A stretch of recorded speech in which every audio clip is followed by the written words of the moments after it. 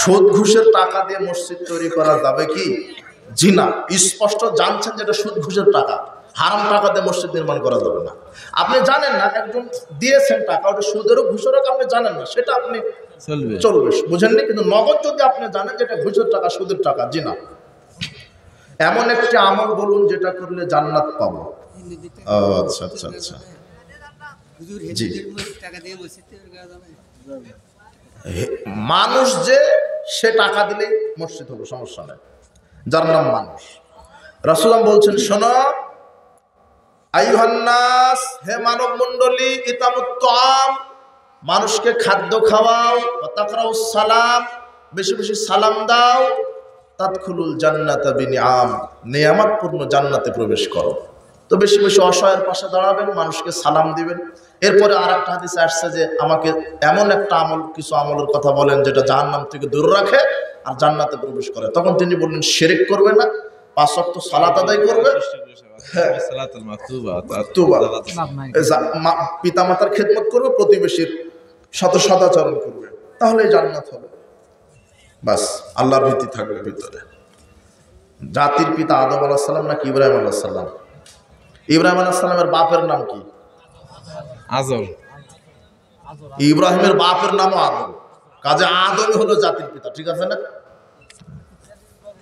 ইব্রাহিম আলাইহিস সালাম আগে আসছে না আদম? তাহলে কেমন করে আদমকে রেখে আপনি ইব্রাহিমকে কেন জাতির পিতা বলেন?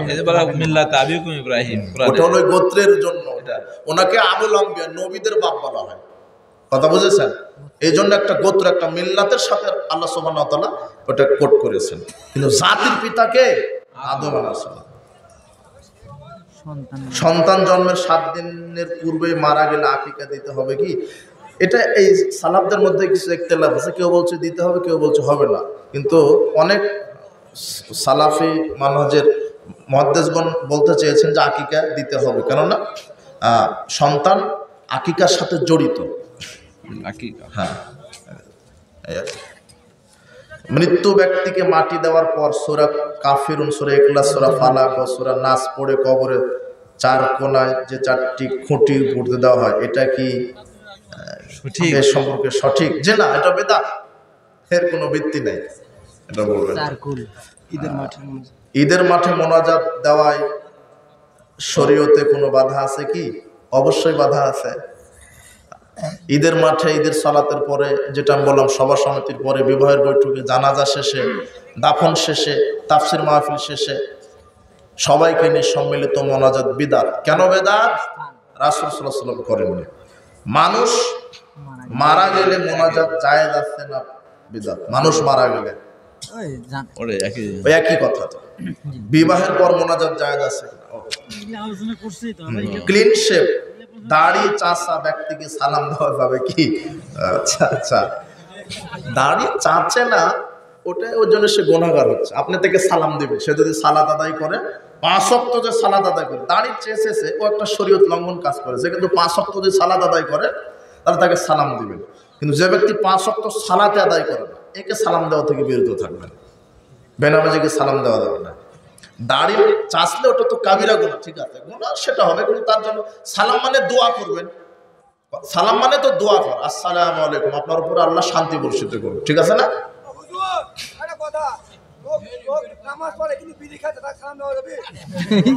ও আচ্ছা আচ্ছা, হ্যাঁ, ওটা সুন্দর কথা বলছেন। আসছেন কেন? যখন দেখছেন যে তার হাতে বিড়ি বা সিগারেট আছে, তখন তাকে সালাম দিবেন না, কেন? খাচ্ছে তো হারাম, বিড়ি সিগারেট হারাম, কথা বুঝেননি? আর শোনেন, আমি জাহিলিয়াত সম্পর্কে আজকে আলোচনা করতে চাইছিলাম। আমার এক ভাইকে জানি বলছে যে ইত্তেবায়ে সুন্নাহ আলোচনা করেন। আমি ইত্তেবায়ে সুন্নাহ অনেকদিন পরে আজকে আলোচনা করলাম, বুঝলেন? আমি প্রচলিত জাহিলিয়াত সম্পর্কে আলোচনা করতে চাইছিলাম। তো এই জাহিলিয়াতের আলোচনায় 2টা কথা বলতে চাইছিলাম, নতুন 2টা কথা। পৃথিবীতে 2 শ্রেণীর মানুষ আছে যাদের জন্য দোয়া করাই হারাম। কয় শ্রেণী? 2 শ্রেণী। আর একটা হচ্ছে হারামখোর, আর একটা হচ্ছে উলঙ্গ নারী, যারা বেহায়া বেপর্দা নারী, এদের জন্য দোয়া করা হারাম। সহিহ মুসলিমের 423 নম্বর হাদিস, আব্দুল্লাহ ইবনে ওমরকে ইবনে আমির বলছেন, আলা তাদুল্লাহ আলিয়া, আপনি আমার কাছে একটু দোয়া করেন, আল্লাহর কাছে একটু দোয়া করেন তো আমার জন্য। তখন আব্দুল্লাহ ইবনে ওমর বলছেন, আরে কুনতা আলাল বসরা, আপনি তো বসরার গভর্নর ছিলেন, আর গভর্নর থাকাকালীন জনগণের চাল গম ভুট্টা সব জন্মে দুর্নীতি করা করছেন, কাজে আপনার জন্য দোয়া চলবে না। এই যে হারামখোরের জন্য দোয়া করা কি, এই যে বিড়ি সিগারেট সুদ ঘুষ যারা খায় এরা কি হালাল করতে না কি, এই হারামখোরের জন্য দোয়া করা কি। আপনি নগদ দেখতে পাচ্ছেন যে বিড়ি খাচ্ছে সিগারেট খাচ্ছে, ওকে আপনি কি দিবেন না, সালাম দিবেন না। আর আরেকটা হলো ওই যে উলঙ্গ নারী, মুসনাদ আহমদের 7083 নম্বর হাদিস, রাসূল বলছেন ইল আনুহুন্না, তোমরা এই উলঙ্গ নারীদেরকে অভিশাপ দাও। কি দাও? উলঙ্গ নারীকে দেখলেই বলবেন আল্লাহকে ধ্বংস করো। কি অবাক একটা হাদিস, দোয়াও চলবে না। কি অবাক, এরা কত খারাপ, কত খারাপ, হারামখোর। তো ওই যে উনি ঠিকই বলেছেন, যখন দেখছেন যে ওর হাতে কি আছে, গাঁজা আছে, ইয়াবা আছে, বিড়ি সিগারেট আছে, তখন কি দিবেন না, সালাম দিবেন না। শুধু জুমার সালাত আদায় করা ব্যক্তিকে সালাম দেওয়া যাবে কি না? বাবা মারা গেছে, তার রেখে দেওয়া সম্পদ থেকে মসজিদে দান করলে সওয়াব বাবার আমল নামে যাবে। নিয়ত করে দিবেন, এটা বাবার নামে দিলাম, নিয়তের উপরে। কথা বুঝেননি? অবশ্যই সবার মতামত। আর এটা বুখারীর হাদিস, 3000 কত নম্বর হাদিস স্মরণ, বুখারীর হাদিস 3800, আল্লাহ ক্ষমা করো, আস্তাগফিরুল্লাহ। বুখারীতে, আবু দাউদে একটা হাদিস আসছে 3882, 83, 84 হাদিসগুলা দেখবেন। এবং বুখারীতেও একটা হাদিস আসছে এরকম, একজন লোক এসে বলছেন আল্লাহর নবী আমার মা মারা গেছে, তো আমি দেখলাম যে মৃত্যুরায় কিছু বলে যেতে যাচ্ছেন, বলতে পারলে কিছু দান করার কথা বলতেন। এখন আমি যদি আমার মায়ের পক্ষ থেকে দান করি তাহলে নেকি পাবে? তা অবশ্যই পাবে, এটা বুখারী মুসলিমের হাদিস এগুলো। কাজে আপনার বাবার নিয়তে দান করে দেবেন অবশ্যই। ওই যে মানুষ মারা গেলে 3টা আমলের নেকি যেতেই থাকে, অনেক হাদিস আসছে ব্যাপার। কাজে দান করবেন অবশ্যই। ইন্না সাদাকাতা লা তুতফা না হারাল কুবুরে, রাসূল বলছেন দান করলে কবরের শাস্তি ধপ করে আল্লাহ নিভিয়ে দেন। আপনার পিতা মারা গেছেন, আপনি পিতার নামে দান করেন, দান করতে দেরি, কবরের আগুন নিভতে দেরি হবে না। তাই বলে আবার 40-এ খাওয়িয়ে দেন না, 21 দিন রুটি বানায় খাওয়ায় না, কি করে, অনেক বেদাত আমল চালু আছে সমাজে। কাজে এগুলি বেদাত আমল থেকে বিরত থাকবেন। ফকির মিসকিনকে খাওয়ান, কিন্তু ওই 40 দিন ধার্য করে নয়। এতিমখানা নির্মাণ করে দেন, হেফজখানা নির্মাণ করে দেন, মুসাফিরখানা নির্মাণ করে দেন, একটা গাছ রোপণ করে দেন, হ্যাঁ, জনকল্যাণমূলক কাজ করে দেন পিতামাতার নিয়তে, ওগুলি সাদগায়ে জারিয়ার নাকি পেতেই থাকবে। পিতামাতা মারা গেলে সন্তানের জন্য 3টা কাজ। কয়টা? 1, বেশি বেশি দোয়া করবে, ইস্তেগফার, আল্লাহর কাছে ক্ষমা চাইবে। 1 নম্বর, আল্লাহ আমার বাপকে ক্ষমা করো, বাংলা জানেন বাংলাতেই, আমার মাকে ক্ষমা করো, জাহান্নামের আগুন থেকে বাঁচাও, এভাবে দোয়া করবেন। 2, সাদগা করবেন, বেশি বেশি দান করবেন, সাদগা করবেন, এই সাদগায়ে জারিয়া।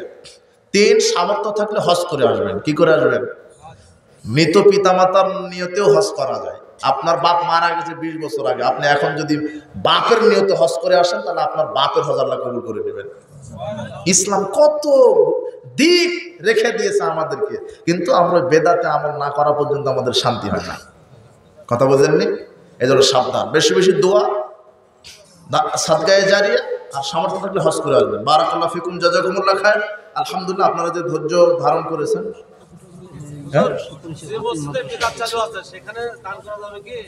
এই কথাটা আমার ছুটে গেছে, ওই যে একটা হাদিস বলছিলাম না, যে ব্যক্তি বেদাত করলো, বেদাতিকে সাহায্য করলো, এই হাদিস মনে আছে? আর ফরজ নফল ইবাদত কবুল হবে না। কোন বেদাতি মসজিদ মাদ্রাসায় 1 টাকা দান করবেন না, ঠিক আছে না? আমাদের অনেক সালাফি প্রতিষ্ঠান আছে। আর একটা ঘোষণা শুনেন, দারুল হাদিস আর সালাফি ইসলামী কমপ্লেক্স আমার প্রতিষ্ঠিত একটি মাদ্রাসা, সেটা টাঙ্গাইল ঘাটাইল সৈয়দ মহারাজের ওপরে বিশ্বস্ত প্রতিষ্ঠান। আমারও আকাঙ্ক্ষা একটু বড় প্রতিষ্ঠান বাংলাদেশে করবো ইনশাআল্লাহ। আপনারা শুধু দোয়া রাখবেন অন্তর থেকে, আল্লাহ যেন আমার প্রতিষ্ঠানটিকে কবুল করেন। ওখানে হেফজ বিভাগ আছে, নাজেরা নুরানি মক্তব আছে, প্লে থেকে ক্লাস 6 পর্যন্ত এখন ক্লাস হয় অভিজ্ঞ শিক্ষক দ্বারা।